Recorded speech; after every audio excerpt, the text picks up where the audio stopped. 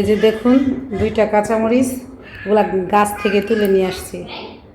নাই তো আমাদের বাসায় কোনো ছেলে বাচ্চা নাই, এজন্য আনাইতে পারি নাই। 2টাই দিই, গ্রান হইলেই হইব, এজন্য বাসায় তৈরি করে চটপটি খাই। ঘরেই তৈরি করা মরিচের গুঁড়া, সব আমি হাতেই তৈরি করি নিজে। তারপরে এই যে গাছেরই লেবু, মানে ঘরোয়াভাবে যা করা যায় আর কি, এইটাই, আর কিছু না। মামাদেরগুলা তো রাস্তার মামাদেরগুলা তো আরও টেস্টি হয়, মজা হয়। মামারা তো আবার মাঝে মাঝে কত নাক কানো চুলকায়, এজন্য ওগুলোর স্বাদ আরও বাইরা যায়। দিয়ে দেব পেঁয়াজ, রাত্রবেলা তো মানে সন্ধ্যাবেলার জন্য বেশি পেঁয়াজ দিব না, গ্যাস হইতে পারে। হলো বিট লবণ, এখন অল্প একটু দিতাছি, পরে যা লাগে টেস্ট করে আবার দিব। তারপরে দিয়ে দিব হইল কি বলে টক পানি।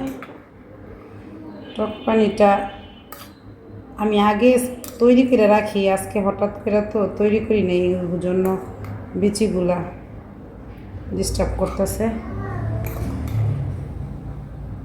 হইল যে আমি হাতেই বানাইছি চটপটির মশলা। মশলাটা ও পরে টেস্টের মাধ্যমেই, মানে খাইয়া দেখা তারপরে মশলাটা দিব। এখন দিয়ে দেব হলো ডিম। আচ্ছা, ডিমটা পরে দিই। এখন একটু নাড়াচাড়া দিয়া দেখি কোনটা কম হইল কোনটা বেশি হইল, ওইটা বুঝে আবার দিব। তো আমার জন্য টক পানি ঠিক আছে।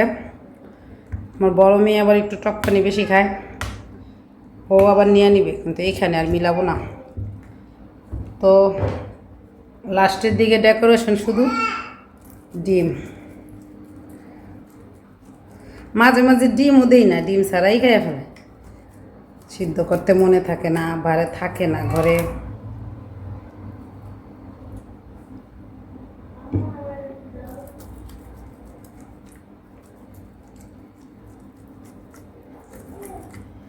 খুব কমই চটপটি বাহির থেকে খাওয়া হয়।